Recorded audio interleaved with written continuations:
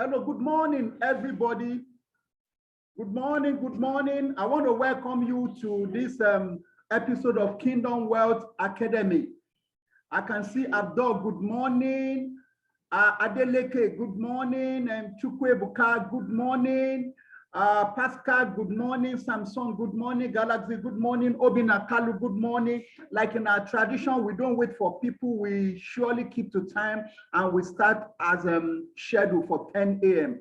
Our guest speaker is on this morning, is ready to deliver what God has put in his heart this morning. So we are not going to waste so much time this morning. We'll get straight into the meeting of today, and while other people join us, we are live on Facebook. So people on Facebook, I want to welcome you all to Kingdom Wealth Academy. The people joining us from YouTube as well too, welcome to Kingdom Wealth Academy. This morning episode promised to be very exciting. We have a man that I know has so much to share with us this morning in the house, but it's not my call this morning to introduce our guest speaker this morning. I want to introduce my co-host this morning, Adana. Adana, are you there?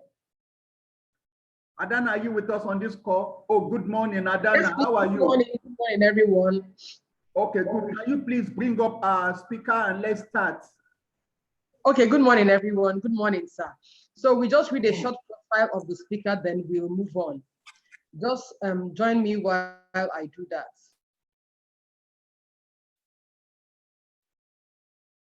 Okay, our speaker this morning is Jimi Agbaje. He's popularly known as Jimi Agbaje or JK. Born 2nd March 1957. He's a Nigerian pharmacist and politician. He was the 2019 PDP's Lagos State governorship candidate. He was the 2019 Lagos State gubernatorial election candidate for PDP in the 2019 general elections. Early life. He was born in 2nd March 1957 in Lagos State to the late Chief Julius Koshebinu and a banker, and Mrs. Margaret Olabisi, a teacher. He's the second child and first male child of the 5 children, 2 female and 2 male siblings, including Segun Agbaje, CEO of Guarantee Trust Bank. Then his business career. In 1982, Jimi Agbaje founded his own company, JK Pharmaceutical and Chemical Company Limited, and was the managing director until 2005, when he decided to venture into politics. A consummate professional, he was a member of the Pharmacists Council of Nigeria, 1999 to 2006, National Secretary of the Nigerian Association of General Practice Pharmacists, NAGPP, from 1987 to 1990. National Chairman, NAGPP, 1990 to 1993, and Chairman Pharmaceutical Society of Nigeria, Lagos State, 1994 to 1997. He was a member, Lagos State Task Force on Fake and Adulterated Drugs, 1989 to 1993. National Drug Formulary and Essential Drug List, 1986 to 1993. And Lagos Hospitals Management Board, 1994 to 1997. Jimi Agbaje also sits on the board of other organizations, including Oakwood Park Limited, Atlantic Hall Secondary School, Ebe, Lagos, Jimi Agbaje Outreach, a project dedicated to helping the less fortunate, and has served as business mentor at Faith Foundation. His political life. In a 2013 interview with the Punch newspaper, Agbaje talked about how he began in politics. It had to do with the Moshood Abiola Bashir Tofa presidential election. He said, "I saw the annulment as a personal insult and an assault on the Nigerian people. This led to my first entry into what I would call activism, working with other concerned professionals, such as Professor Pat Utomi, Dr. Ayo Iyodaro, Aswe Iyodalo, Billy Lawson, Obi Ezekwesili, Sola Mobolorin, and Hassan Odukale. Jimi was in one form of resistance group or the other, which ultimately led him to join the social political organization, Afenifere, where he served as national treasurer. Based on his affiliation with Afenifere, Jimi Agbaje joined the Action Congress, AC, his first political party. In 2007, Agbaje, who had initially aspired to contest for the governor of Lagos State in the platform of the Action Congress, left the party to join the Democratic People's Alliance, DPA. He was among the 11 aspirants that turned their back to the Action Congress, AC, when he was, joined the Action Congress, AC, and left the party to join the, Action Congress, AC. He was among the 11 aspirants that turned their back to the Action Congress when it was alleged that Governor Bola Tinubu had already anointed someone else to succeed him even before the party primaries. Widely believed to have conducted the best campaign in 2007, Agbaje contested in gubernatorial election on the Democratic People's Alliance DPA platform, but eventually, alongside other major contenders, Musiliu Obanikoro of PDP, Femi Pedro of Labour Party Nigeria, lost to Babatunde Raji Fashola of the Action Congress. He left DPA in 2011 and went on to join the ruling party, the People's Democratic Party, PDP, following the deregistration of DPA by the Independent National Electoral Commission, INEC. On 29 October 2014, he officially indicated his interest in giving the Lagos State gubernatorial elections another shot by picking up the PDP nomination form. On 8 December 2014, it was reported that he emerged as the candidate of the People's Democratic Party, PDP, for the 2015 Lagos State gubernatorial election, having defeated Musiliu Obanikoro in the primary. Musiliu Obanikoro is the former Minister of State for Defense, who is also a member of the opposition party, People's Democratic Party, PDP. In October 2018, Jimi Agbaje secured the PDP's ticket to run for the office of the governor of Lagos State. He defeated Adedeji Doherty to secure the ticket. Jimi Agbaje lost to Babajide Sanwo-Olu of the All Progressive Congress in Lagos State gubernatorial election on the 9th of March 2019. Official duties.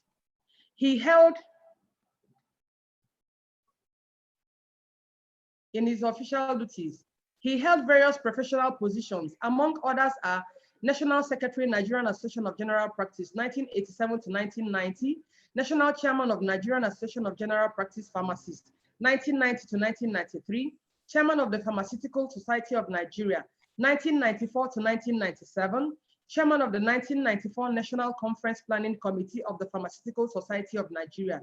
Awards and fellowships. Merit Award winner, MAW, Pharmaceutical Society of Nigeria, Lagos State Chapter. Fellow, Pharmaceutical Society of Nigeria, FPSN. Fellow, West African Postgraduate College of Pharmacists, FPC Pharm. Personal life. He's married to Abiola Agbaje Bankole, a lawyer. The couple met as students at the University of Ife, now Obafemi Awolowo University, and dated for 8 years before getting married. They have 3 children, 2 boys and a girl. Please, with Jesus' joy, join me and make welcome Honorable Jimi Agbaje. You're welcome, sir. Good morning once again. Thank you very much, Ada, for having me. And thank you very much to Kingdom Wealth Academy also. And Pastor Divine, thank you very much. Nice to be here.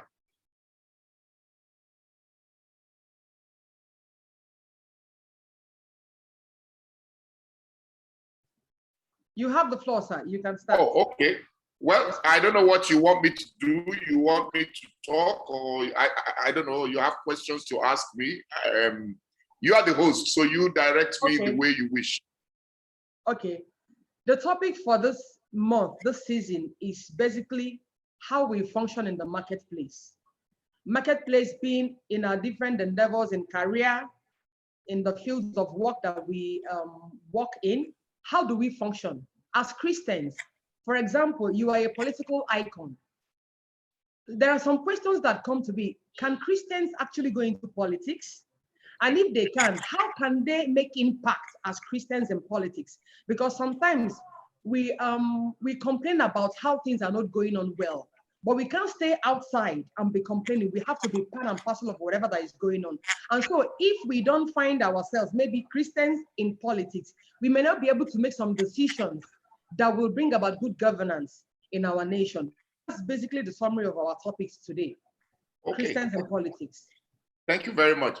Maybe the best way to start then would be to give my own, initial baptism in politics in Lagos State. like you read, I ran for office of governor of Lagos State in 2007. And of course, 2015 and 2019. Now, for a Christian going into politics, I had been in activism. When you're in political activism, you know, Afenifere, concerned professionals and all, the issue of religion does not really play much role. But by the time I decided to play partisan politics in Lagos State, what I first found was that in the political arena, the Muslims appeared to be more in politics than Christians. I found very few Christians in politics. So that was the first, is it rude awakening, that you were really a minority. And when I say minority, I mean you were a real minority at that time. And so you had to, you know, learn so many things that you didn't know before. For example, I mean, if you want to be governor, you've got to be governor of everybody, Christians, Muslims, atheists, and all, because the constituency is yours. And so, of course, as a Christian, you go to rallies, you go to meetings, you learn that the prayers, because majority are Muslim, so the prayers are Muslim prayers. If you want to be governor, you have to at least understand the signs, if you can't even speak the language. So, you know, these were the first issues that came across to me, that, okay, this is a different ballgame altogether. And so you had that. And in 2007, what I also found out was that because, like I said, the political space in Lagos was majority Muslim, it was just a natural succession. And so for a Christian coming in, the issue that then came was, where's your own support base? So where the other contestants had a base in Islam, in the mosque, I am Catholic. So my own denomination, so to say, showed very little interest at that time in politics. You know, it's like we are non-aligned. We're not, you know, we don't want to bring the church into it. This was then in 2007. The general Christian community, if I extend it to, let's say, the Orthodox churches, were a bit aloof. The Anglicans, the Methodists, is like, look, we don't get into politics. The Pentecostals, I would say, showed a little bit of interest in 2007.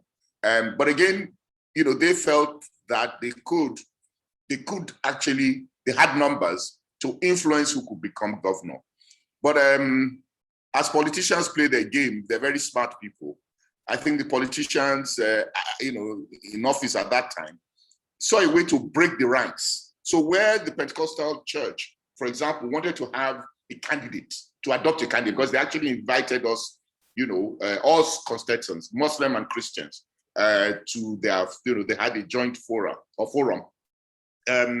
They were hoping to get a candidate, but I think the political class, being very smart, managed to break the ranks in different ways. You know, when you are in government and you require different things, then you pay a price. So if you want that approval for your church, for example, you have to go to government. If government doesn't give you, then you know your effort is in vain as far as that approval is concerned. And if you want approval, then you do not go against the choice of the powers that be. So there were things like that, you know, where they used to break the ranks, or in terms of the Pentecostal. And so that was the first issue that I think came to me. Now, having said that, moving on, because Ada had said something, and the question is, should Christians be in politics? I think we've passed that stage of my own initial entry in 2007.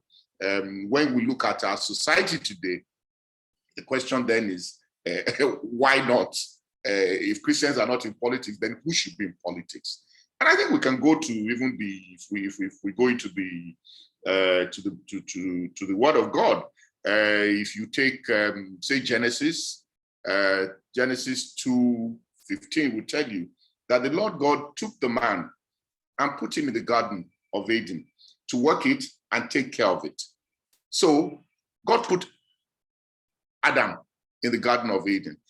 Adam, by all description, was a near perfect man. If I was a perfect man before we had the issue of Adam and Eve, perfect in every way, you know, and God put him there.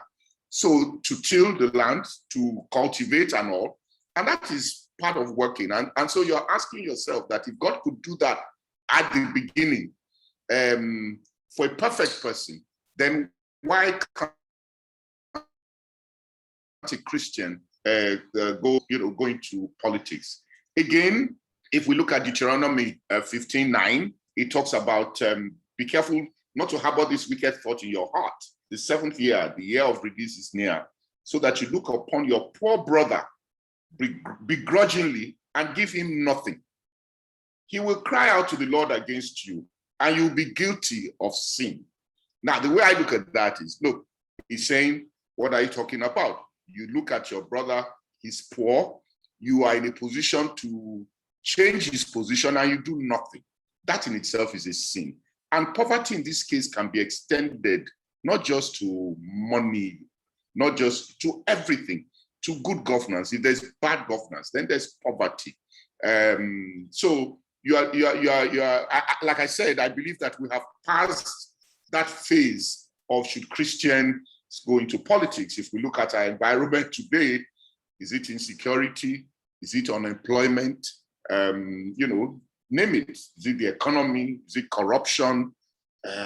So if it's not the Christian, and when I talk of Christian, of course, I'm talking of the true Christian, because a Christian wants to be Christ-like. There are many people that call themselves Christians because they go to church, but are not Christian in practice. The Christian I'm talking about in politics is a Christian who seeks power for service rather than power for self. We have a lot of people today who seek power. In fact, most people in politics in our country seek power for self rather than for service. But a true Christian, Christ-like, will be looking at how to serve. And I think that's the way I believe I would introduce the issue of going into politics or finding myself in politics. If you want me to extend it, then I would go on and say, okay, now, what are the issues we need to look at? How easy is it to be? I've told you that my first baptism was the fact that I was in a terrain, that I was in minority. That was the first issue. But I think since 2007, you've had a lot more Christians that have gone into politics. And so that is good. Since 2007, from my experience, the church now, as in the universal church, as far as the country is concerned, have shown more interest in the politics of our country, unlike what it was before, which is a question is, how do we as Christians set an agenda, not an agenda for self, but an agenda for service? How do we ensure that the right people are there? How do we ensure that things go right? And so for me, it is encouraging in the present situation when I see the different denominations in the church talking, speaking truth to power, because that's very important. You have to speak truth to power in any environment, be it America or Nigeria. So that is something that I would say is worthy. You may ask, again, I don't know if you're the way you want to run it, whether you're going to have more questions, but in terms of introduction, what kind of qualities do you require to play politics? Again, for me, like I said, I'm talking about those who want to play good politics, not politics for self, but politics for service, who are looking for power. I think it's important that there's honesty of purpose. it has to be because you want to serve the people, you want to deliver. That is, for me, is the first thing. So when people come to me and say, oh, I want to play politics, my own first assessment is, why do you want to play politics? Not necessarily what they say, but how I read what they're saying. Is it just because you think it's employment? Is it just a source of income for you? Because if it's just for that reason, then it's a difficult terrain to run. So there has to be honesty of purpose. It has to be politics for service and not for self. You have to learn to love and understand your constituency. You see, let me put it like this. Now, again, we bring Christianity into it. If you go into your constituency, you can't sit down in the church, or sit Alimosho local government from just the church. You must understand your constituency. You must be ready to go to the grassroots. You must be able to talk to the people. You must be able to understand them. How do you connect with them? That is very important. So you have to understand your constituency. Now, another issue that comes up, especially with regards to Christian in politics, is the issue of faith. My experience in politics has shown that many, in fact, many who claim to have faith, be it Muslim, be it Christian, that African worship is still very much in our lives. So you will find that there are Christians, in quotes, who will still say, Excellency, this thing is not just open IO. There are other things we have to do. And that pressure is very, very serious. So you will find, oh, you know what they do? We have to go and bury horse, live horse. We have to do this. We have to do that. We have to see one Babalawu, one this, one that. And if you are not strong in your faith, you will fail. You will fall. And so for me, my attitude, if you go back to history, to the medieval days, even in the days of, if you go into history, you will find that you had people went to war, at that time. And Christians were also at war. But you don't fight war alone. You fight war also on the same side with pagans and all. And I think the attitude for me is, look, I have my faith. Leave me with my faith. If I believe in Psalm 91, let me be reading my Psalm 91. If you believe that you want to go and bury a horse because you are not, if you want to go to war, everybody has to be comfortable in how he goes to war. If he believes that Psalm 91, they're going to kill him at the war front, until he buries a horse, he's not going to go to the war front. You leave him. You go and do what you want to do, but don't bring me in the same way. I will not bring you to force you to read my Psalm 91. Let me read my Psalm 91. You go and do what you have to do. So again, what I would say is that for people who believe that it has to be idolatry, it has to, you have to worship other gods.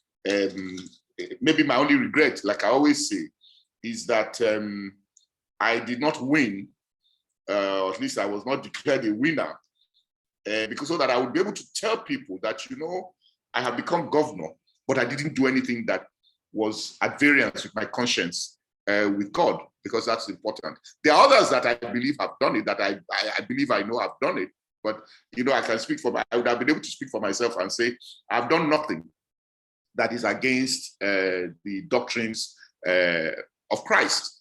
And I think for me, that was very important. But don't ever estimate. I mean, councillor, for example, in Lagos State, we have council elections coming up. I have a young man who wants to be chairman of one of the councils. And he called me 2 nights ago and said, sir, how do you manage these people? Everybody says you have to go and do this, you have to go and do that. And of course, I told him, I said, yes, because that's what they believe in. But you also believe in God. So you hold on to your God, and your God will not disappoint you. And I think it's very important. So you need to have faith. If you do not have faith, then, like I said, you will fall. And I think that's something else I'd like to say. Of course, like everything, running for office, you can be in politics, you don't have to run for governor, you don't have to run for office anyway. But if you want to run for office, I think it's important to begin to build, you don't just, it's difficult to just wake up and say you want to be, say, governor of Lagos State. Where are you coming from? Or you want to be chairman of a local government. I'm talking now where votes count, you find that it's a build-up over the years. And I say that those who have the tendency to serve for self are those who play roles in the church, for example. You are a worker in church, and because nobody's paying you to do it. It means you are doing it because you have faith and because you believe in serving. Now, if you can do that, then you find that service is easy in politics, because even in church, there's no way you run it, you work, that you will not get people to abuse you. It's a thankless job. Ordinarily, to be usher, and don't sit here, sit there, you have enemies, but you continue to do your job. That's service. So those who, I say, have the tendency for this politics thing to bite, those who knew Jimi Agbaje before were shocked when I said I was going to politics. And I said, the bug can catch anybody who, like I said, by nature serves. So maybe you play a role in the church, you play a role in the mosque, you play a role in your community, you play a role in your residents association. This is service. Once it's not the resident association, that is because you want to chop money from your tenants or your co-landlords, So you find that these are the kind of people that need to go into politics, because already they are used to service, and they're used to serving, not so much for personal gain, but for the benefit of the larger community. So you come on with a network, and so that at the end of the day, when you're in politics, you build on that network. That you step on that network, so to say, that you have built over the years, and that comes in very handy. Of course, you have to be dogged. For many people in politics, it's a do or die thing, especially in our country where there's so much poverty. For them, it's life and death. For them, it's so monetary that people will kill for it, and so you have to understand how to play it. But like I always say, there's no job that affects people's lives that is not dangerous. If you're a judge, your job is dangerous. If you're a policeman, your job is dangerous, because you have the capacity to arrest and change the life of a person who is going to go to jail for a long time. So all these roles, be it a judge, be it a police officer, be it a governor, a chairman, local government, come with their own risks. But it's how you play it. And it's very important that you play it in a way that you are doing your job and you are doing it right. And people know that that's what you're doing. And that's for me, is very, very, very important. Again, we talk about knowledge. Knowledge. In Nigeria, politicians spend 80 to 90%, if not more, of their time trying to grab power, and spend 5 to 10% on what to do for the people when they have the power. So that's why you find that there's so much mediocrity in government, because all the period of where they should be sitting down to fashion out policies to make the people better, they're using it to how to win the election. And because in our own country, winning the election is not so much on the policies that you bring forward. You just give a headline, there'll be free education for everybody, and that's enough for you to sell. Now, how you want to bring about the free education, you have not thought about. So of course, when you get there, they say, where's the free education? You see that there's no plan, because for the 4 years of the next election, all you've been doing is how to win, how to take power. And so you find that that's part of the problem that we have in our country. So you need to have knowledge. It's important that you have knowledge. So human development, you must be able to bring yourself up. You must be able to have a team of people that have ideas as to how to make life better for the people, so that your being in office is more about having an agenda to deliver for the people.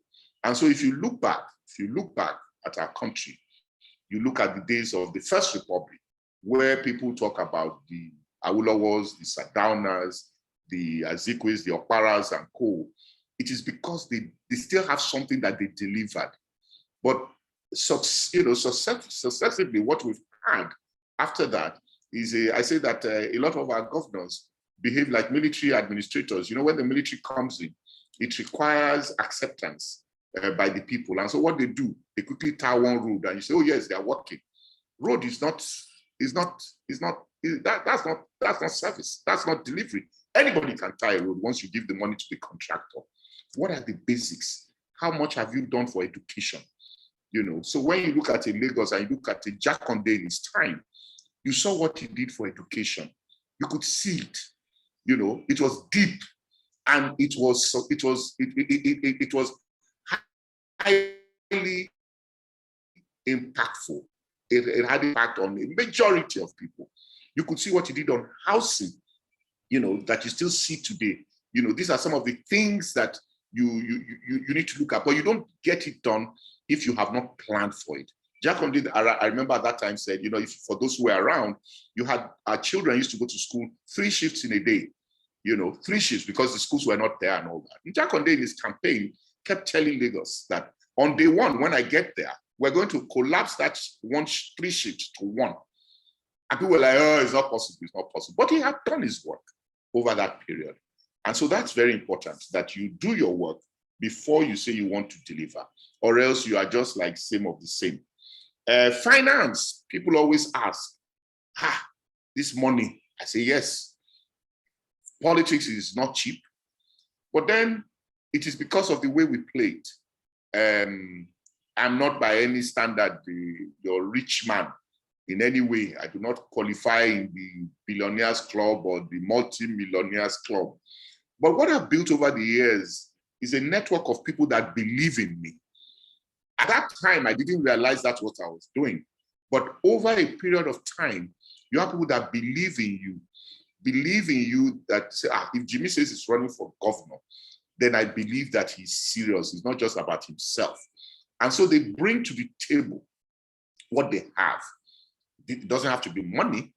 So if maybe I need the services of a professional in a certain field where I may need to pay millions, that kind of person will say, Jimi, I will give you my services free of charge. So in a way, it's like Jimi Agbaje has paid millions, even though he didn't have millions in his pocket. There are those that have money who say, Jimi, I don't have stomach for this, your politics, but here is my contribution. And that's the way we've played politics over the years. And so you find that you are not committed wrongly to anybody. Because when you have one sole person funding you, most times he's funding you because he wants to get returns after. So Jimi Agbaje sits down and says, there's nobody I owe that must say, oh, because I supported you to this extent, this is what you must give to me. And so that's very important, that you know how you are going in, so that when you get there, you will not be in the situation of those who, if you go back, have signed their federal allocation, percentage of their federal allocation to certain individuals. So that's important.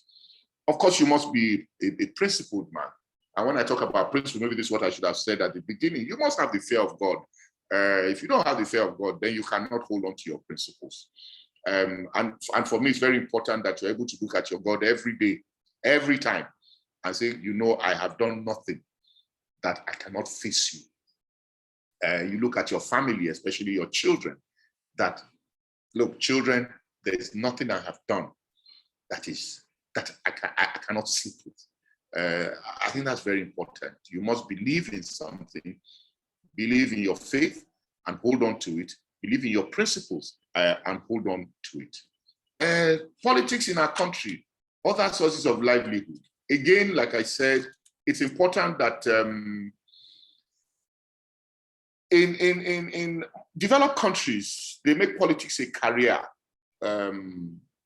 just like you make every profession a career.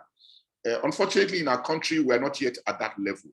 And so I always say that you must have a daytime job, Because if you don't have a daytime job, it's going to be difficult to hold on to your principles. And I will give one or two examples of personal examples. In 2007, when I ran for the first time, like I think was read, part of what was read, we had a very strong campaign. And within the party at that time, we were going to, we believed, well, that we were going to win the primaries. But the powers that be at that time said, no, we cannot have Jimi Agbaje being governor because it is not in our interest to have him as governor. Now, so we said, look, if it's not in your interest to have us as governor, let us do the primary and lose. They said, no, we're not going to do that, you know. And so we then said we were leaving. And you had a number of us, if everybody, every other candidate or every other aspirant at that time decided to leave and leave only the anointed in the party. But then that called me and said, look, Jimmy, we don't want you to leave. You know, we don't want you to leave. And I said, so what do you want to do? He said, we can't have you as governor, but we can have you as deputy governor, you know. And my question then was, why do you want to have me as deputy governor? To whom? And of course, we want you to be deputy to this person. And my question then was, but this person and I belong to the same senatorial district. I know in politics, you try to spread more like a federal character thing. And the question then was, look, we're in the same senatorial district. How can you can't have governor and deputy governor from the same senatorial district. And the powers that be said very clearly that, oh, we've resolved that problem. And how have you resolved the problem? That we have decided that you will come from another senatorial district. And I'm like, but I don't come from that other senatorial. Oh, that we have resolved it. We've talked to the elders there. They will accept that you are from that place. So I'm like, how do I, at my level, say I am now from somewhere else that I'm not from? And I told the powers that be that, look, the problem you want to create for me is double. Number one, where I come from, I will be disowning them. Number two, where I'm going to, I'll be depriving, even if you have talked to the elders and they have agreed. What about the younger ones? I'll be depriving them of their own slot because once I have taken it for them, it will not be their turn for a while. But you see, if I could say that because I had a daytime job, if I didn't have a daytime job, it's like, this is joblessness. Who am I to say I will not go? I will take it. But because I had a daytime job, it was not a do or die. And I said, I'm sorry, I cannot take it on that condition. If I said, if you really want to, since it's me you want to cheat, why don't you say that governor, this person you want to make governor, is coming from that other side and leave me where I belong? And the powers that be said, no, they don't want that. You are the one going to say you are from that side. But of course, it's clear why they want me to go there. Because if you go there, and in future you are talking about integrity, they will remind you that you don't have integrity. Because if you have integrity, you will not be moving from, you will not be claiming to be from where you say you are coming from. And so these are some of the issues that come out to play. So they actually test you. It is tempting, you know, but you can only fight it if you have something else. If you don't have anything else, even if you are fighting it, your wife at home will say, okay, they have given you deputy governor. They say you are coming from Badagry or wherever. And you say you are not going to take. Who is going to pay school fees for our children? How are we going to pay? How are we going to do this? How are we going to do that? And so you find that even in the home, you are now a problem, you know. And so these are some of the issues that come out in politics. Another thing, of course, is your name, your reputation. How do they put it? If you want to fight in the gutter, there's no way you are going to, with white, there's no way you are going to remain white. Now, that's something else that, what I think, there are two things that I really would say I don't like about politics. One is the issue of privacy. What really held me back from several, what, you know, was the fact that I lose my privacy. I like to be very quiet as much as possible, but you don't take public office and be very quiet. There are many things that once you have stepped out, you can no longer say you are private. Even when you are traveling on Lagos-Ibadan Expressway and you are pressed and you need to ease yourself, you can no longer even do that, because all you need is somebody to go past and put his camera, and before you even finish your pee, you're already on Facebook. Look at Jimi Agbaje on Lagos-Ibadan Expressway, and these are some of the issues that you lose. So you lose your privacy. But the second thing is that people feel that they have the right to smear your name, and that's something that comes up very, very much in politics, especially when you want to play it right. So if you look at me running in 2007, Jimi Agbaje, how can he win? Jimi Agbaje is a government contractor, he's one of them, blah, blah, blah. Whereas there's no truth to it. Even Jimi Agbaje is, I'm not a government contractor. I don't do business with Lagos State. I don't do business with any government, even federal government or any other state government. But there are people whose role it is to continue to tell that lie, to damage you, to damage you, to damage you. Some will even say, Jimi Agbaje is a mole in the other party, and you say, how am I a mole? I go out, I campaign and everything. What have you seen? These are some of the things that you're going to have to live with public life when you are playing politics. They even gave him, they gave him 10 billion naira. He kept 9 billion and spent 1 billion, all those kinds of stories. But then, like I always say, once you have decided to take that decision, you go into it. And all I always say is that if anybody has anything to say, let them say it to me. You can say it behind, and don't, of course, publish it, because then I can sue you. But if you are doing behind me, okay, but say it in my presence. So when people come, sir, they say you said this, they say you did this, I say, let them come and tell me, and then in public, and we will address it. So these are some of the things that you're going to have to live with going into politics. I think by way of, bringing in the topic, that is where I am. If there are other issues, there are questions, then of course I would elaborate. Thank you very much. Okay, sir. I think you've said some very profound things here. There is something that I want us to help out. What do you advise the church? Because the truth remains that you've thrown more light on the fact that there is need for Christians to go into politics. If we intend to correct, establish good governance, like we cry for and all of that, we can't stay in the church and begin to cry for good governance. So what that means is that we have to be part of the politics. So what is your advice for the church, the global church? What is your advice? Yeah, I think the first thing is to encourage people to play politics. The church owes it to encourage its people to play politics as individuals. It's not about go and join this party or go and join this particular party or the other party. No, go out there and play politics. Go out there and be part of it. Now, the rationale is that those that the church is bringing out or bringing up are good people, are people who at least have the fear of God, know right and wrong.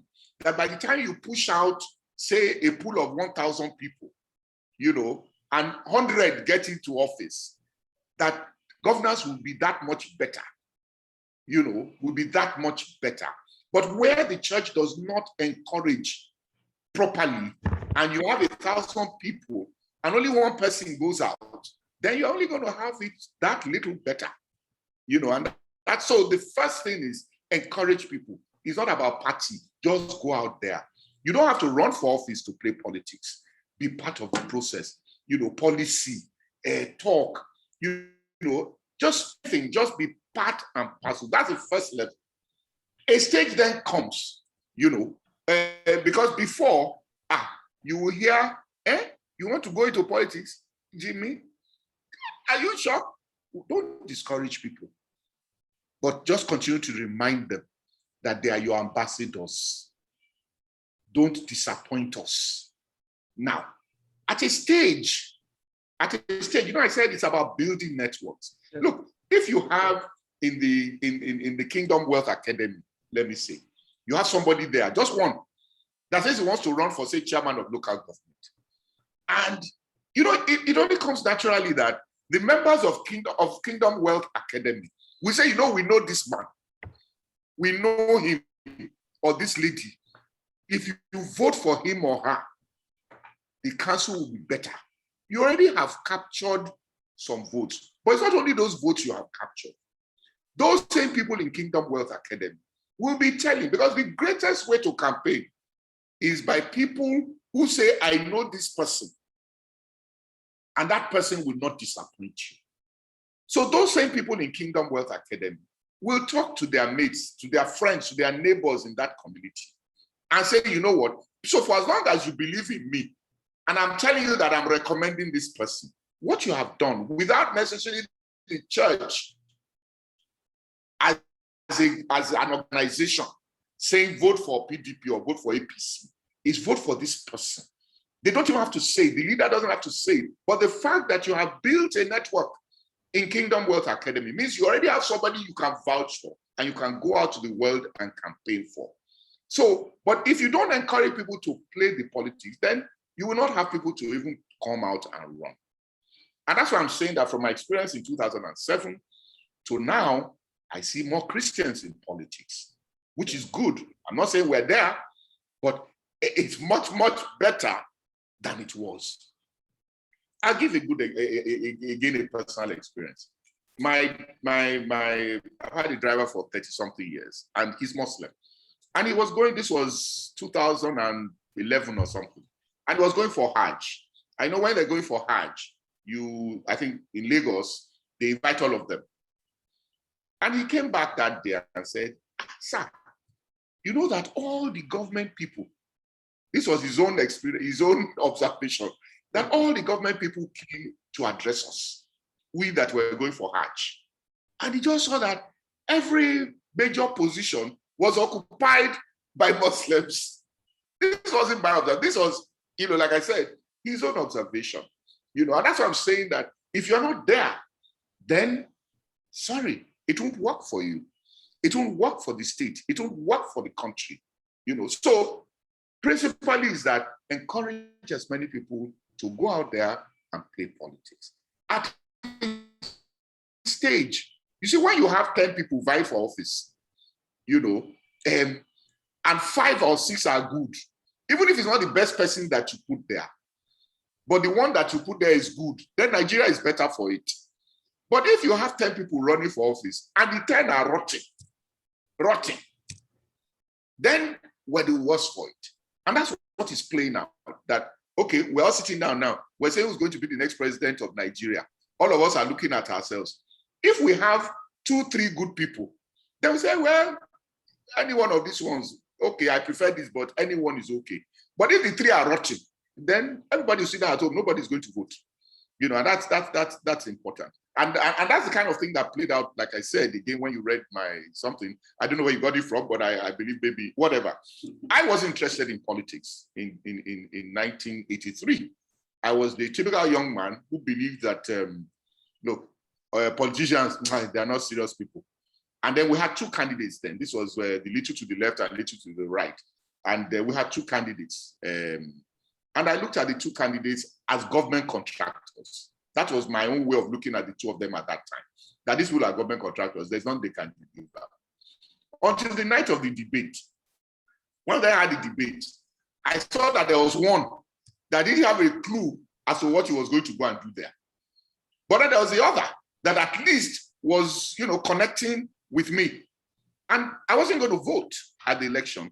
But on that day, after that debate, I decided that, whatever it is, I'm going to make sure I go and vote, because this other man has nothing to offer me, you know. And so these are some of the things that you begin to look at, that if you have a pool of good people, you may not get the best to win the election. The best does not necessarily always win, but at least, you know, raise it. And so for me, I like to believe, for those who followed politics in Lagos, that the campaign we ran in 2007 changed the caliber of people that would ever take office in Lagos.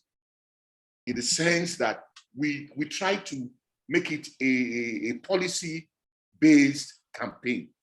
It wasn't about fighting, it wasn't about shooting, it was about what you have to deliver. Such that anybody who wants to come to govern in Lagos today must at least have something to deliver. You can't say the same for many states in our country. So these are some of the things that the church needs to do. Roll out as many people as possible to get involved. That is key. At a point in time, you can play the politics. I mean, you don't want a church organization to be too partisan either. It's not good for the church organization to be partisan in that sense, because in that same church, there are people from different parties. So you don't want to also, bring about, so if I'm a church leader, I'm a general overseer or whatever of the church, and in my church, I have people from both sides of the party. For as long as they are good, I will say go and vote for the better person. But you would have succeeded in that you have produced two good people rather than not produce anybody that is good. And when I say good now, Christian, Christ-like, who believe in the doctrines, who believe in taking care of their fellow, their fellow brothers, fellow sisters. Those are the things that matter. Okay? Okay, sir. Adana, I think there are some questions that you have with you there. Can you come up with them? Thank you very much, sir. In fact, most of the questions that I've actually seen, you've actually answered them in the course of your talk. But I'll still ask some very distinct ones so that we can get clarity. Okay, this one says, it is common knowledge that you can't win an election in a political terrain like Nigeria without strong support from a principal. Since we are talking about the church representation, it took me back to the university days. The faculty bodies decide who becomes the SUG president. Then the question is, how can the church in Nigeria play an active role in choosing representations in politics? Well, again, I've addressed a bit of it, but let me put it like this. This issue of Godfather, Godfather now in the negative sense, not in the positive sense. The things that pain me, for not winning are not so much, because like I said, if it's about service, you are running for office to serve and you don't win, then you accept it. So I've never cried because I lost election. I've never lost sleep because I lost election. In fact, for me, my attitude is, well, sorry, Lagos is the loser. So rather than cry for myself, I say, well, you see, if they had taken me out, they would have got better governance. And that's my own attitude to it. So you don't need to have a godfather. And that's why I think I raised it when coming that you don't want people to support your campaign to the extent where they determine how you govern. And this happens. Look, again, somebody called me in 2015 and said, Jimmy, I'm ready to give you 5 billion for your campaign. 5 billion for your campaign. I said, thank you very much, sir. He said, but I want one thing. I said, what? I want a seaport. So now, Jimmy Agbaje, are you going to take 5 billion and move away? And one of two things, you promise him the seaport. With the moment you get there, you give him.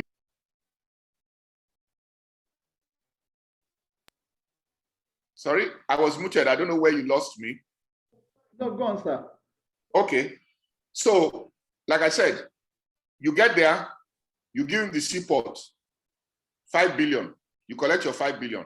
Or you collect your 5 billion, you get there, and you tell him that, Oga, I can't give you the seaport again, no.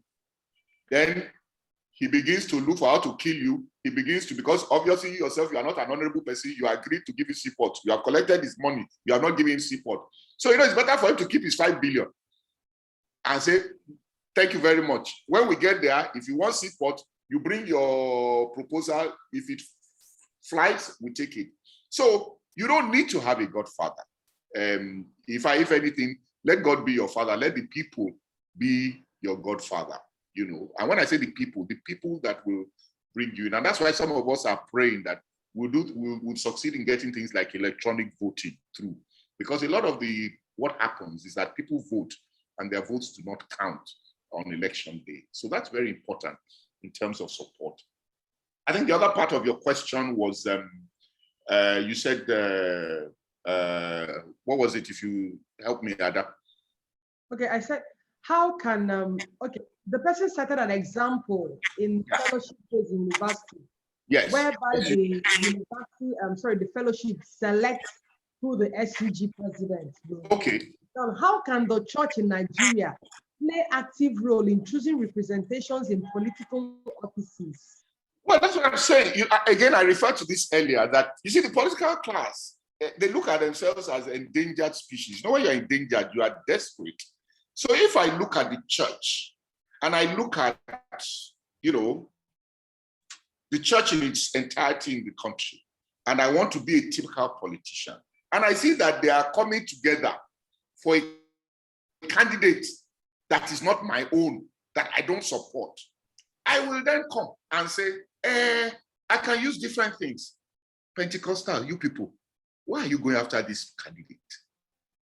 You know, if you go after my own candidate, I will give you 1,000 acres of land for your church. I will give you this. I will give you attorney general. Then, if they are not strong people, they will go home and say, which one is our own with all these other Orthodox churches? Well, all of them are the same. Okay, maybe they are both Christians. Let's take. You have broken the ranks. Or even within the Pentecostal, I say, so you and these people, are you saying you are together? It's like, what can I give? What can I give you? The politician is, he sits down and he's like, how do I break those ranks? That is his own job. He must break the ranks. So once he breaks your ranks, then it's difficult to come together. And you see, if you don't handle it well, you find that division continues post-election. And that's why I'm saying that the priority for the church should not be so much in being too openly partisan. It's first to get a pool of good people out there, so that it doesn't matter too much who gets it.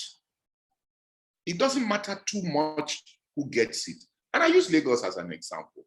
In 2007, the powers that be, the real person they wanted to be governor, by the time we came out, the powers that they had to call that, come, if Jimi is running, you people cannot qualify.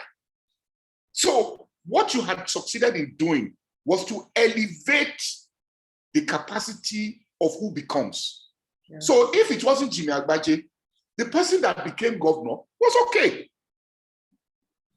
But if Jimi Agbaje did not come out at that time, it would have been one rubbish person that would have been governor. I don't know if I'm getting to you. So what the church should do is say, look, we have good people out there, push them out. If anybody wants to compete with these people, they have to be better. It doesn't have to be the best person that will win, but whoever wins will be beneficial to this country or to the state or to the local government. That's it. I would say the church must tread carefully in being openly supportive of one candidate, except, of course, it is clear that the other candidate is just not it. Yeah. Then that's a different matter, because you are now voting based on conviction. Yeah. But don't start with, we're going to present the candidate. You would create problems within the church, even within your own ministry. For as long as you have other people in different parties, you will create a problem within your ministry, because those people in the opposite party are going to go to government, assuming you want to fight government. They will go to government and say, my pastor is not supporting us. So these are some of the issues that why you find that you have to handle it carefully. Yeah. So your job, look, when I was running 2007, I was telling my staff, I said, just go out and vote. I don't say you must vote for me, but go out there and vote. And that's, I think, what the church should do, that go out there, go and vote. But over the years, you would have told them the things they should be looking for, so that they are properly guided. Yeah. Don't get carried away by sweet mouth. Don't get carried away by people that the church will be guiding, will be guiding them as to what to look for when it's time to vote, rather than you must vote for candidate A or candidate B. Except, like I said, the difference is so clear that, look, I was somewhere yesterday, and there were about 16 of us sitting down, and one of us was supporting someone, that the remaining 15 were like, are you crazy? In this condition, you are saying that this person is good? Now, so in that situation, as if those 16 were members of one church, you say, you see, this one, I don't know what he has collected, that this thing we're all seeing, that is bad, and he still says it's good. Please leave him. Let's go and vote for this other side, or don't let's vote for this one. I don't know if I make myself clearer that way. Okay? Okay, sir. I think I have another question I think I want to come up with, but there are two in one question. The Bible declared in Mark 16:20 that they went about everywhere, preaching everywhere, the Lord confirming the word with signs following. Now, the truth of the whole matter is that they went everywhere, preaching everywhere. So everywhere they find themselves, they were preaching. So meaning the people that they were bankers, they were preaching in the banking industry. Politicians, they were preaching. People that are into other gates of industry, they were as well preaching too. And the Lord was adding to the church. Now, my take in this is this. We are supposed to be part of the political class, and we are supposed to be preaching Christ there. Now, sir, the first question is, as a politician, how do you preach Christ in politics? That is the first part of my question. Knowing fully that as a Christian, if you find yourself everywhere, you must preach Christ. So as a politician, how do you preach Christ? That is the first part of the question. Now, the second part of the question is this. I also believe that the church is a training ground where we are supposed to train people that should go and take over the word that Christ gave all of us the commandment. Can you give us 1, 2, 3, 5, 7 topics?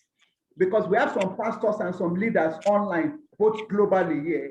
What are those topics that we as a training ground should train our members on who are going to go into politics tomorrow? Example, you've talked about integrity. That is one. What are the other areas that we should prepare our people in? Other topics. Thank you, sir.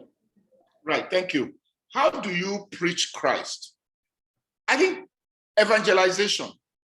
If you look at the apostles, the way you preach Christ in evangelizing is in your way of life. Okay. It is the easiest way to preach Christ, is in the way you yourself live your own life. Now, if you take it like that, and if you go back again to the Bible, who were those that preached Christ? Who were the apostles? They were the elite in that of the society. They were the elite of the society. And what did they do? They took the lowest hanging fruits. They took their friends. They took their neighbors. They took people that they knew, people who knew them, who respected them. They were able to tell their friends, I have listened to this man, Jesus, and I think there's something there for us. And it was like, if you, my friend, if you, my brother, can say that, then let me too come and listen to him. And in listening to him, they themselves were converted, so to say. It's the same way that you preach Christ in politics. Maybe on this forum I can, without being accused of anything. I've always looked at a Peter Obi as my favorite governor, for example. Not because we were not, even before we became the same party, he was in Abga. But I always said at that time that he was my favorite governor. Why was he my favorite governor? Because I liked the way I saw him carry out the responsibilities of governance. The fact that I didn't see somebody who went to become governor because he wants them to be blowing siren, because he wants to show that he has power.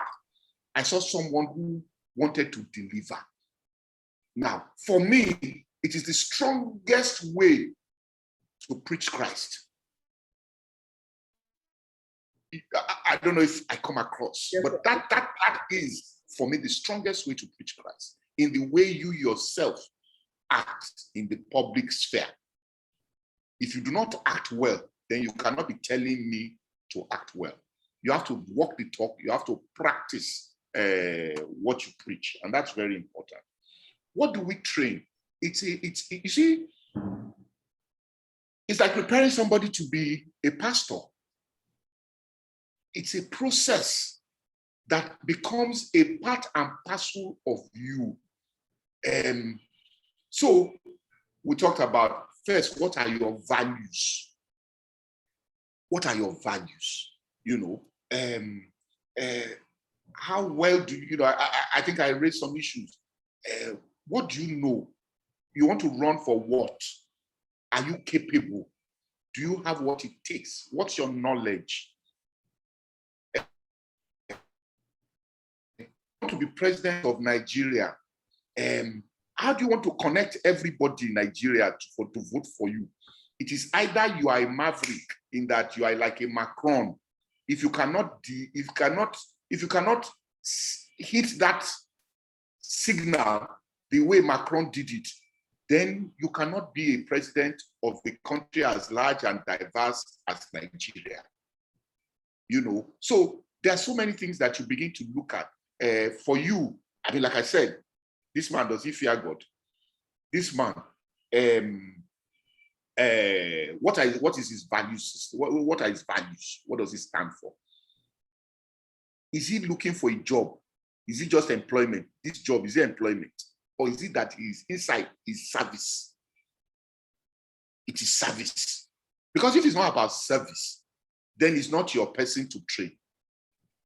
If it's somebody who, you know, goes to, let me give an example, who comes to church, I know he has a job, but you say, brother so and so, sister so and so, we have meeting on Wednesday, and he says, okay, pastor, but pastor, you're going to give me transport money. But you know he has a job. You know he can afford the transport, but he's telling you that, you see, this exercise you want to give him, you are going to pay for it too. Then you begin to see that the day this one gets into office, there's a price for everything.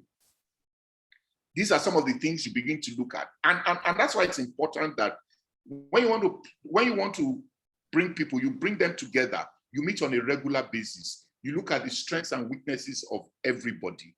But those are the key things, that you have fear of God, you have a good value system, and you have a vision. You have to help them with the vision of where they're going, of what it's about. They must have a knowledge of their constituency. I think I addressed some of these issues when talking. Yeah. How do you want to deliver for a people that you don't know their problems? You cannot deliver because you don't even know what they need. You don't know their what is hurting them. So you must know. You must know what their issues are. And these are some of the things that you begin to look at. I mean, one can do a proper study, but offhand, I think those are the key things that, in terms of a larger picture, that need to be put in place. Okay, sir. As well, too, I'm looking at something again. I know quite a lot of young people are warming up and they are saying it's time for the youth to take over and all of that. Do you support that school of thought that the youth, are they really ripe to be the next person to take over? What do you think they should do if the youth are going to be the next one to take over? What is your advice? Let me be very realistic. The youths are ready to take over. The youths are in a position to take over. I don't even say they are ready to take over. Okay. They're in a position to take over. Now, whether they are ready is what I cannot say for sure. And I'll tell you why. There's a reality to politics. I used Macron just a few moments ago. Yeah. And I said, if, for example, you want to be president of Nigeria as the youth, what are you going to sell to the people? And we had this in 2019. when Feladro, Toye, Showore, and all of them came together and said they wanted a candidate. And you saw that it was very difficult for them to present a candidate, that they didn't agree among themselves. And that's politics. It's different from activism. Now, so for me, if you asked me, youth, are you ready? I don't know. Youth, can you? Yes, you can. How can you? In our Nigeria today, if you want to run for president or to run for office in 2023, I believe that it is too late to form a third force or to form a third party to win election for 2023. Okay, sir. But you can set up a movement. You see, politicians are only about how they keep to power. The youth can set up a strong movement such that they are able to say, you know what, this is what we have behind us, similar to what you had in NSAS. But you know, we're only going to support a party that is going to allot to us X percentage of political office in their party. If you do not give us this minimum, we will not vote for your party. I don't know if I'm clear to you. Yes, sir. So today, you have the two major parties that are likely to present the next president, APC, PDP. You can say that the two of them, there's very little difference in them. Fine. But there's one thing that they have in common too. They want to win. And they are ready to negotiate to win. But because you have to be careful, is to say, Party A, we have this support base. Of course, you have to show that you have that base. And that's why you have to have that movement. You see the support base of ours. If you are going to tell us that in every 3 Senate seats in the state, you are going to give us 1 for youth of, call it 18 to 35 or whatever the Constitution says, up to 35, or if you want to extend it to 40, we must have at least 1 Senate seat in every state. We must have a percentage of House of Rep in every state. If you will do that for us, then we're going to vote for you, for your party, because we believe that would have brought in a critical mass of people into governance. And when you bring that critical mass in, it goes back to what I had said before. You now have a pool. Of course, that critical mass is not all of them that will be good, but you will begin to get people into office. So it's about forming a strong movement, but they cannot yet play the politics of 2023 because they will never agree on who will be president. They will never agree on all those things, just like it happened in 2019. They will break them up. But when they go into these two parties, the idea is to change the structure, to change the format of those parties. So that's why I say, are they ready? That is now left to them to say, are you ready to do that? But I can tell you that if I am the chairman of a party and I see a movement and I see the signals that these youths they mean business, they won't vote for us. They won't vote for us. So I will call them and say, yeah, let's talk. And then, so it's not going to be overnight. You're going to take a first phase where you have put people in. Then you prepare for the next phase. Then we'll get to where we're going. But 2023, a new party to win election, hey, a tough one. Okay. That's my realistic position. Okay, that's fine. Adana, do you have any question on your part? Yes. Okay, in fact, thank you very much, sir. Somebody wrote ancient wisdom, and I believe so. Thank you so very much. Okay, this question says, she said, I've voted for you since, so your losses have been personally painful. My question is, what would we do differently this time around to win? We can't afford to lose again. And I want to concur with her. Well, let me put it like this. In the first place, I didn't say I'm running a game, but that's a different story. But let me put it like this. You know, if I look at my last 3 elections, and that's why I said the politician is a smart person. When I say the politician is a smart person, they sit down, they look at you, do all the work, and they wait for you at your weakest point. Now, in 2015, yes, they say we didn't win, but we know what happened. On the day they will count the votes, because you don't have the power, you don't have the power of state, they will write the votes the way they want to write it and say you have lost. Fine. That's because you carry the votes physically. If you look at 2019, say in Lagos, Lagos had 18% turnout of those that registered to vote. 18%. It was the worst in the country. Why? Because the powers that be had ensured that they had so scared and intimidated the people not to come out to vote on election day. And the process had started from the presidential. So many people just did not bother to come out to vote. Now, if you want to change it, and that's why, I mentioned earlier, let's do electronic voting. If you do electronic voting, it means my vote is going straight to the collation center. Yeah. Today is that when you vote at polling booth, if my own vote is, say, 80, and my candidate's vote is, say, 30, by the time it gets to the collation center, the 30 that my opposition got will become 300. Mine will remain at 80 because they just put a 0 after the 30. So they'll say you have lost. But if you have done electronic voting, then you cut that human side of it. So it's still working. In answering the question is, let's work on the process of the electoral process. We'll get there one day. But I'm not saying that electronic voting is going to settle everything, but it will begin to block some of these areas. Thank you very much. Yeah. Thank you very much. Thank you very much. Well understood. Okay, the next question says, my wife is a pharmacist, girl, child, woman advocate. She's interested in politics too. What is your advice for me as her husband and to her? Then the second question, what is the best place to start politics? From the grassroots? Is it from the grassroots or from the top? By the top, I mean, say, building and investing in oneself, probably from the diaspora, and then coming back home to get into politics. Okay, thank you.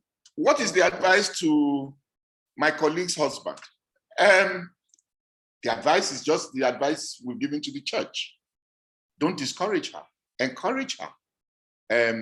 If you have faith, if you know the kind of wife you have, she's not, because again, I told you about how the rumors spread, how people deliberately go out.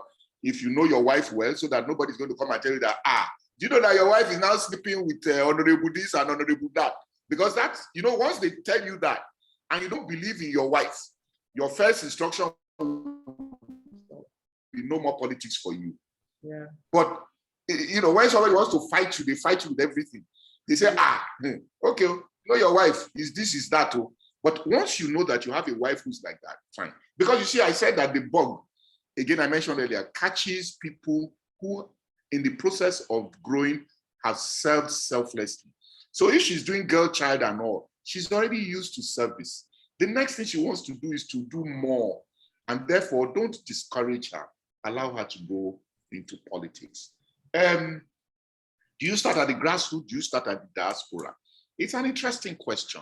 I think it depends on what you are looking for. It depends on how you want to serve. I'll give an example, again, a personal example of my first rally that my wife was going to join me in. And she called her friends to join her, to support her. This was the first rally in 2007. So when we got to the rally ground, I saw her friends, they had put handkerchiefs around their nose. They were covering because there was too much dust and body odor and all that. And where I was laughing. So after the rally, I said, I saw you people were putting handkerchief around your nose. They said the dust was too much. That people were body odor and all that. And I said that you are not ready for grassroots, because grassroots, there'll be body odor, there'll be dust, there'll be all sorts. So it's a question of, so like those friends would say, okay, you know what? After that, in fact, that was the last rally the friends came for. They said, we will be sitting down, we'll be doing policy for you. We will be doing, different things. We took a walk from Stadium to Igbobi one time. Area boys accosted us by Fela's place there. My friends ran into their cars and went away, So it's, what do you think you are ready to play? Like I said, you have to know your constituency. If you want to serve those grassroots people, then you won't feel nauseated by their body odor. Your job is to see how you can make sure that that body odor is no longer there. That's what you are supposed to do. That these people that are smelling, let us make them smell nice. That's your role. But you cannot make them smell nice if you don't know how they smell already. So it's for you to decide where you want to. You can go in, like I said, it depends on what you want to run for. Policies, funding, ideas. So many, because the problem of the grassroots is that they don't have leadership. If they see people like us in our various communities be leaders, they will fall in line and accept you as their leader. But you must be ready to deal with them. If you're not ready, then it means you want to play your politics at another level. Okay? Oh, I'm speechless. that's the reality. In fact, seeing you face to face, I'm just falling in love with you. Before now, I'm very indifferent about politics. Really, Yes. I really don't care. Whoever that wants to run should run. Whoever that wants to win should win. And I really do not care. In fact, for some time, I've not even voted. Yeah, But I know. I told you I didn't want to vote in 2007, but something snapped and I voted. In fact, is very insightful. I mean, I think we should actually have you again, because when we keep creating this awareness, everybody will begin to fall in line, because a greater percentage of youth don't even understand. That's the truth. And especially those in church. For me, it's all about spirituality. At least we pray and God brings in whoever that he approves of. And we don't even get involved in the processes and the policies. Like you said, we mustn't run for a particular office, but somehow you can find yourself in the corridors of power and in governance, and Yes. you play your part. Sure. And I've always thought in that line that I will see myself in governance, but not politics. But they are all intertwined, because governance, politics, they are all one and the same thing. Oh, yes. Very insightful. In fact, you've made my year, not just my day. Thank you very much, and I am sure you will come back again. And I'm sorry I didn't even address you very well. Let me correct it. His Excellency. I don't know about that. I don't know about that. Just Jimi is fine. Honestly, you deserve that name. Is an honor, because you're quite loaded. I've heard about you, but I've not met you. And the person that asked the question that said she voted for you is my, if there's anything like best friend, is my best friend. So that's why I said I concur with her. She follows politics very well. I am different, but I'm beginning to think in that line. You should show more interest, seriously. A whole lot of changes has to come. And that's why I tell people, I don't believe in running out of Nigeria. There are things that has to be done. Yes. One day it will happen. And if we begin to think in this line, it will happen. It will. Thank you very much, sir. There are Thank you very much. Some of the other questions that we are asked, you answered it in the course of your explanation to the other questions. So I want to hand over to Dr. Divine to wrap up the meeting. Okay, sir. Thank you so much, sir. Like Adana said, you've done noble. You've done more than enough. But I won't close this meeting without asking this question, because I can see some question, not like really questions, some contribution from people. I can see interest. People are developing interest for politics there and all of that.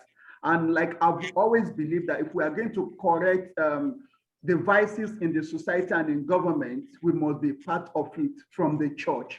Now, I went through a statistic that said 48% of Nigerian population are Christians. 48%. I don't know how true that is, but I read it somewhere that 48% are Christians. So meaning we have good numbers, and in this number we can put it into play. We can actually dictate what is really happening out there. So I'm one of those people that I believe strongly. I'm going to be praying and I'm going to be talking with people that we should be strongly involved in the marketplace. We should be strongly involved in the marketplace. And like you rightly said, it's only when we are there and our life reflects Christ, then people can know that I can serve in public offices and I can still be a child of God. I can still be a candidate of heaven, still be in the public place. Because what we believe in the church mainly is that if you are there, you are not a candidate for heaven and all of that. I think God is helping us to correct all of that. Sir, will you be willing to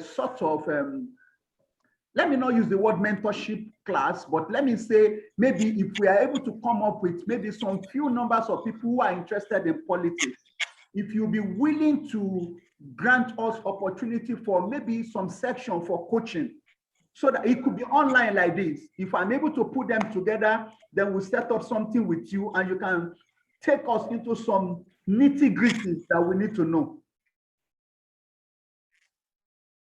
Time, Dr. Divine. Anytime.